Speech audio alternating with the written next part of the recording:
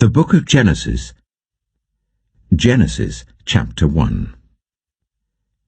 In the beginning, God created the heavens and the earth. Now the earth was formless and empty. Darkness was over the surface of the deep, and the Spirit of God was hovering over the waters.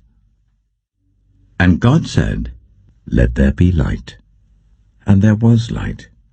God saw that the light was good, and he separated the light from the darkness. God called the light day, and the darkness he called night.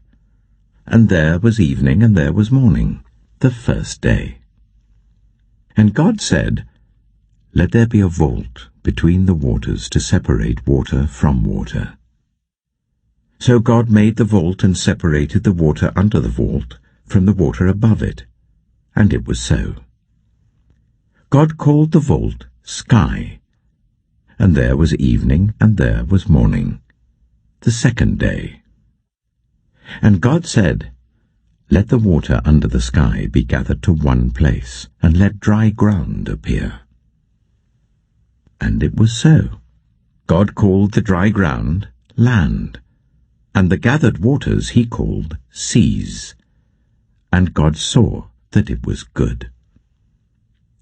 Then God said, "Let the land produce vegetation, seed-bearing plants, and trees on the land that bear fruit with seed in it, according to their various kinds." And it was so. The land produced vegetation, plants bearing seed according to their kinds, and trees bearing fruit with seed in it according to their kinds. And God saw that it was good. And there was evening and there was morning, the third day.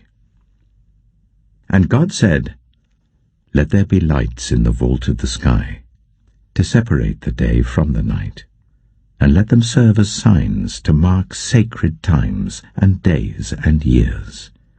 And let them be lights in the vault of the sky to give light on the earth." And it was so. God made two great lights, the greater light to govern the day, and the lesser light to govern the night. He also made the stars. God set them in the vault of the sky to give light on the earth, to govern the day and the night, and to separate light from darkness. And God saw that it was good. And there was evening, and there was morning, the fourth day. And God said, "Let the water teem with living creatures, and let birds fly above the earth, across the vault of the sky." So God created the great creatures of the sea, and every living thing with which the water teems, and that moves about in it, according to their kinds, and every winged bird according to its kind. And God saw that it was good. God blessed them, and said, "Be fruitful, and increase in number, and fill the water in the seas, and let the birds increase on the earth." And there was evening, and there was morning, the fifth day. And God said, "Let the land produce living creatures according to their kinds, the livestock, the creatures that move along the ground, and the wild animals, each according to its kind." And it was so. God made the wild animals according to their kinds, the livestock according to their kinds, and all the creatures that move along the ground according to their kinds. And God saw that it was good. Then God said, "Let us make mankind in our image, in our likeness, so that they may rule over the fish in the sea and the birds in the sky, over the livestock and all the wild animals, and over all the creatures that move along the ground." So God created mankind in his own image. In the image of God he created them, male and female he created them. God blessed them and said to them, "Be fruitful, and increase in number. Fill the earth and subdue it. rule over the fish in the sea and the birds in the sky, and over every living creature that moves on the ground.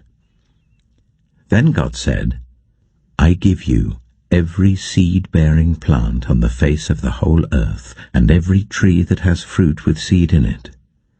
They will be yours for food, and to all the beasts of the earth, and all the birds in the sky, and all the creatures that move along the ground, everything that has the breath of life in it, I give every green plant for food. And it was so. God saw all that he had made, and it was very good. And there was evening, and there was morning, the sixth day. Genesis chapter 2. Thus the heavens and the earth were completed in all their vast array. By the seventh day, God had finished the work he had been doing. So on the seventh day he rested from all his work. Then God blessed the seventh day and made it holy, because on it he rested from all the work of creating that he had done. This is the account of the heavens and the earth when they were created, when the Lord God made the earth and the heavens. Now no shrub had yet appeared on the earth, and no plant had yet sprung up. For the Lord God had not sent rain on the earth, and there was no one to work the ground. But streams came up from the earth, and watered the whole surface of the ground. Then the Lord God formed a man from the dust of the ground, and breathed into his nostrils the breath of life. And the man became a living being. Now the Lord God had planted a garden in the east, in Eden, and there he put the man he had formed. The Lord God made all kinds of trees grow out of the ground, trees that were pleasing to the eye and good for food. In the middle of the garden were the tree of life and the tree of the knowledge of good and evil. A river watering the garden flowed from Eden. From there it was separated into 4 headwaters. The name of the first is the Pishon. It winds through the entire land of Havilah, where there is gold. The gold of that land is good. Aromatic resin and onyx are also there. The name of the second river is the Gihon. It winds through the entire land of Cush. The name of the third river is the Tigris. It runs along the east side of Ashur, and the fourth river is the Euphrates. The Lord God took the man and put him in the Garden of Eden to work it and take care of it. And the Lord God commanded the man, You are free to eat from any tree in the garden, but you must not eat from the tree of the knowledge of good and evil, for when you eat from it, you will certainly die. The Lord God said, It is not good for the man to be alone. I will make a helper suitable for him. Now the Lord God had formed out of the ground all the wild animals and all the birds in the sky. He brought them to the man to see what he would name them, and whatever the man called each living creature, that was its name.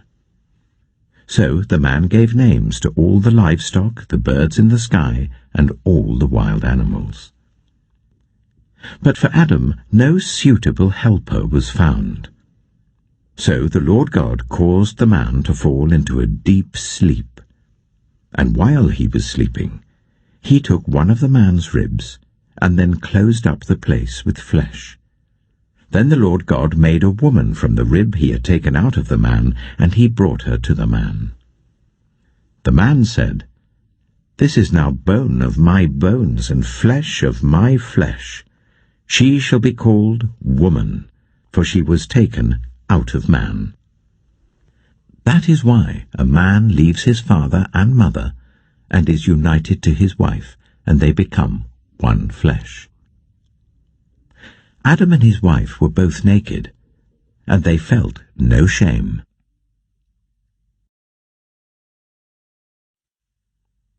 Genesis chapter 3. Now the snake was more crafty than any of the wild animals the Lord God had made. He said to the woman, Did God really say, "You must not eat from any tree in the garden"? The woman said to the snake, "We may eat fruit from the trees in the garden, but God did say, 'You must not eat fruit from the tree that is in the middle of the garden, and you must not touch it, or you will die.'"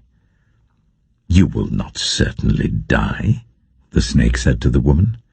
"For God knows that when you eat from it, your eyes will be opened, and you will be like God, knowing good and evil." When the woman saw that the fruit of the tree was good for food and pleasing to the eye, and also desirable for gaining wisdom, she took some and ate it. She also gave some to her husband who was with her, and he ate it. Then the eyes of both of them were opened, and they realized they were naked. So they sewed fig leaves together and made coverings for themselves. Then the man and his wife heard the sound of the Lord God as he was walking in the garden in the cool of the day, and they hid from the Lord God among the trees of the garden. But the Lord God called to the man, "Where are you?" He answered, "I heard you in the garden, and I was afraid because I was naked, so I hid."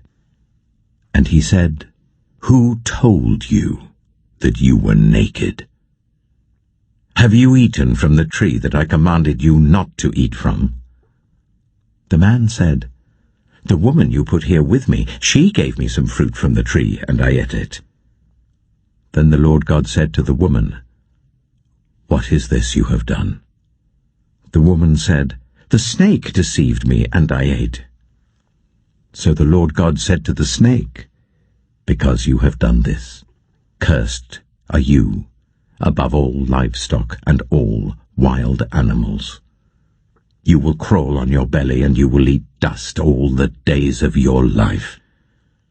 And I will put enmity between you and the woman, and between your offspring and hers. He will crush your head, and you will strike his heel."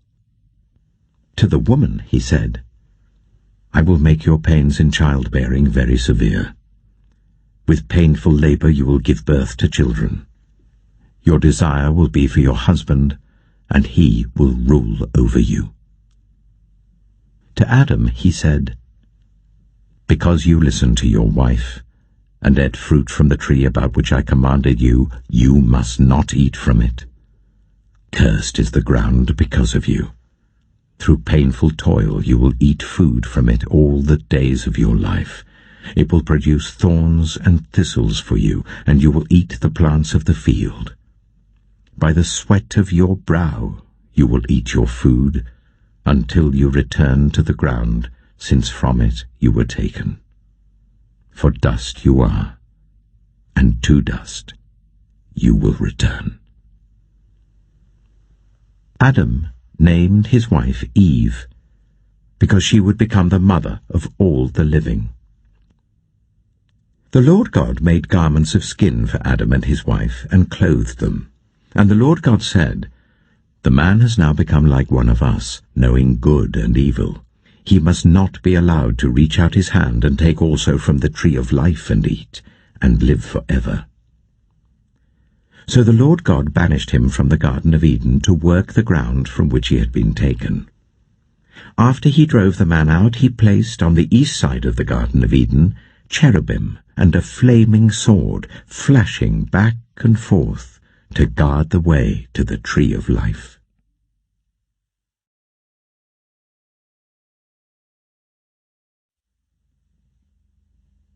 The Book of Psalms. Book 1. Psalm 1. Blessed is the one who does not walk in step with the wicked, or stand in the way that sinners take, or sit in the company of mockers, but whose delight is in the law of the Lord, and who meditates on his law day and night. That person is like a tree planted by streams of water, which yields its fruit in season, and whose leaf does not wither. Whatever they do prospers. Not so the wicked. They are like chaff that the wind blows away. Therefore the wicked will not stand in the judgment, nor sinners in the assembly of the righteous. For the Lord watches over the way of the righteous, but the way of the wicked leads to destruction.